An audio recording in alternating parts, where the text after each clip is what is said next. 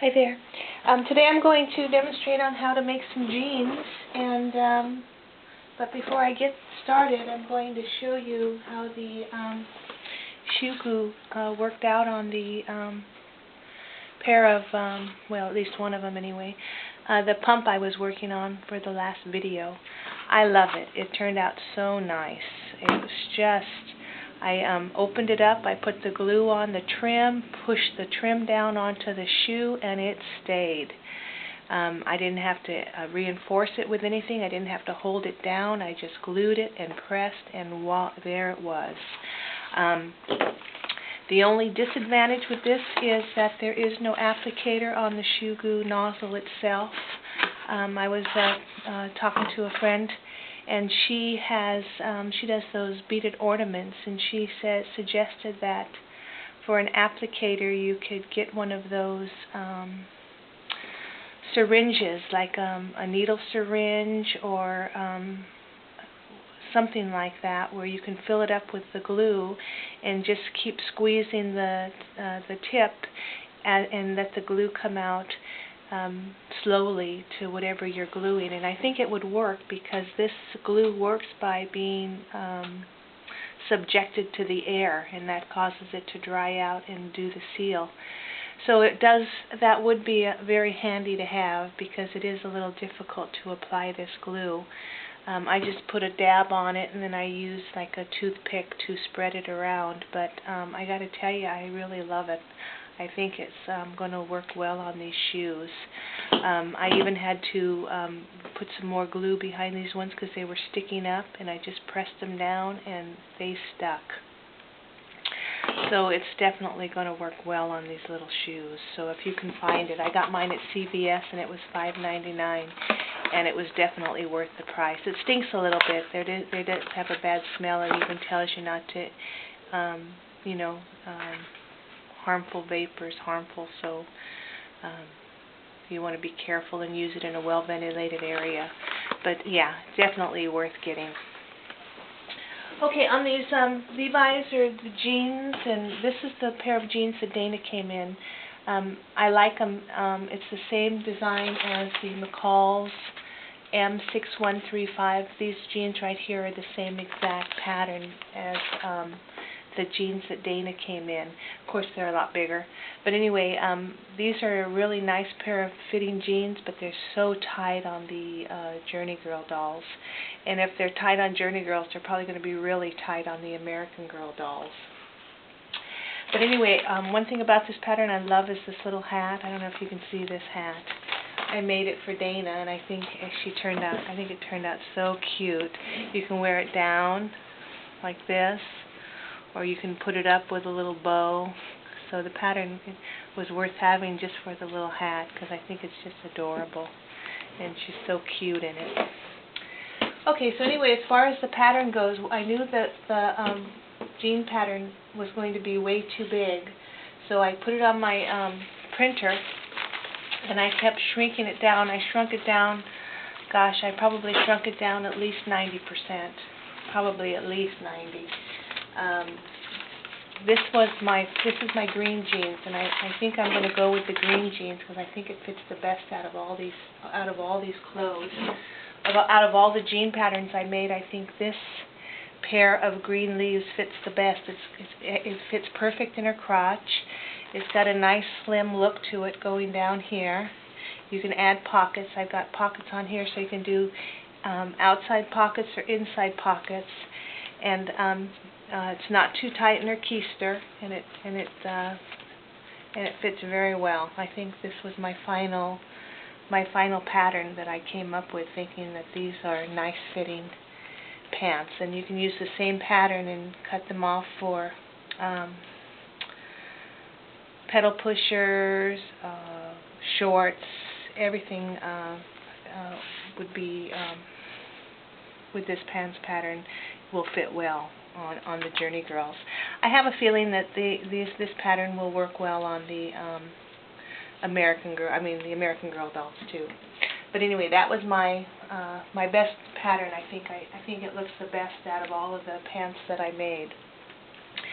This was one of the first ones I've made, and the pattern was okay. It was just a little bit too snug through the keister here, so I added a little bit, and I thinned out the legs a little bit. I used, just so you know, if you want to get that blue jean effect, you can buy jean thread at Joann's. Any of the fabric stores will carry the jean thread, and it comes in almost all the different colors now. It comes in the blue jean color, it comes in the I don't know what color this is. I call it like a copper looking. I'm sure there's a name for it. But anyway, that's the Levi jean thread, and it's easy to use on your machine. Just make sure that you're actually using a jean denim needle when you're sewing on the blue jean fabric. I also had a little trouble with the tension. I had to increase my upper tension to about 7, between 6 and 7. Otherwise, this thing was, because this thread is so thick that it was not catching my bottom tension well. So I had to increase the upper tension, and then I was able to sew the top stitching like a regular pair of Levi's. I had a little trouble. I got to tell you, I had a little trouble when I got to the top, though, and also I sewed it the wrong way. I didn't realize it, but I should have done my top stitching completely opposite of what I did. But I tried to top stitch up here, and I couldn't because I was getting through 4 layers of fabric and a layer of elastic, so I stopped right below my elastic, because every time I tried to sew through that many layers, I kept getting an error on my sewing machine, so I had to stop. But I got a little bit higher up here. But yeah, just, you're not going to see that anyway unless you have a tucked-in blouse. But I got a hair. Anyway, that's how you're going to sew with that denim thread if you want to. So denim thread and a denim needle. The rest of these I've been using regular threads on.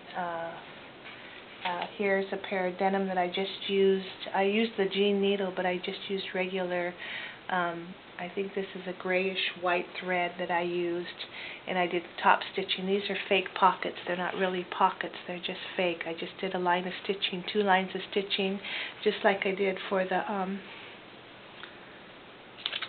they only did 1 on Dana's pants, but I did 2, like it was a real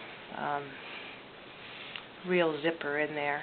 And in the back I actually added a real pocket. I did some decorative stitching. So just take your machine, and if you have any of your decorative stitching, you can do any of the decorative stitchings across the pocket. As far as the pocket goes, you can do any kind of pocket you want. You can make designer pockets. You can do the regular jean pockets. I came up with all kinds of different designs. Here's one pocket I came up with. Here's another pocket.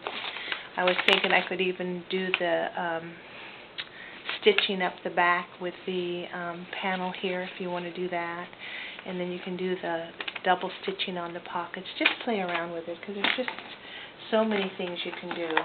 This was the just the round pocket I used for the front. This is my sewing line, and we'll do that when we actually get to the sewing. And this one was I made another pocket, and I just opened it up so that when I cut this out on my, I ironed it on my fabric and I cut it out.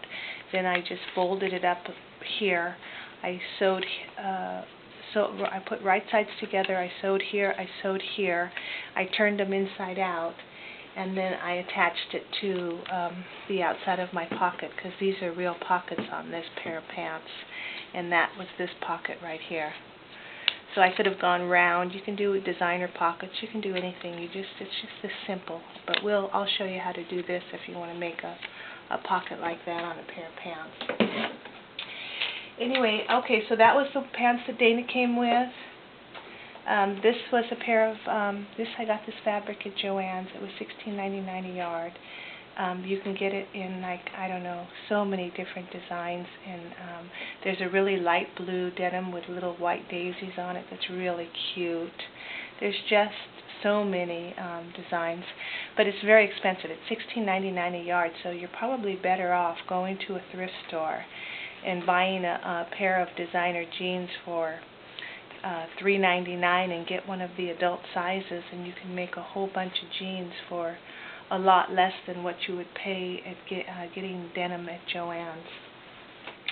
This was another pair of pants that I was practicing on. This is the cutest fabric. This is a curtain fabric, but it's got these little monkeys on it, and I made this way too big. So, but I decided to keep them that way because I just like the look of it, and I thought it would be really cute if I made one of those little bolero jackets or whatever they're called, where you have that little jacket, or those you know, because it's got one of those little organ grinder monkeys on there with a little hat. I thought it would be cute to make one of those little vests to go with these, but I kept them baggy because I thought they looked cute that way. So see how much I left in the legs here? Instead of taking them in, I decided just to leave them baggy like that, and they're a little baggy through the keister too. But I thought, you know, I'm not going to do anything with them. I'm going to leave them like this because I think they're so cute. So I'm going to make a blouse to match, and then one of those little vests to go with this, and I think it'll be adorable. But that's curtain fabric. You know what works really good on these pants too is also the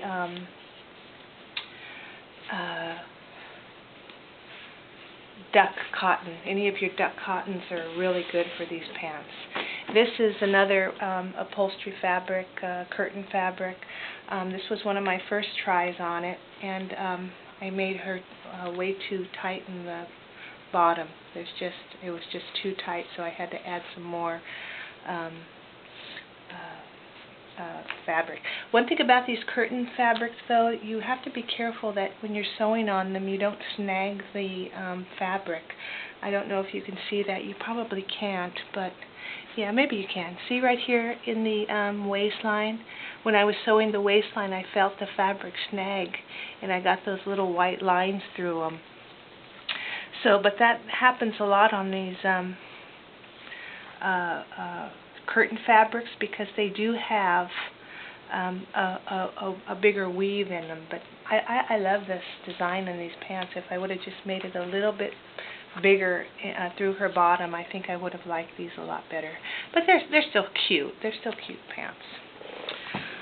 Okay, so let me see. Where was I? I talked about that. Okay, pattern. How we're going to get to the pattern. I decided, like I said, these are the finals that I started with. I think it fits perfect. And so I wrote down green leaves on my pattern so I would know how I wanted to make my pants.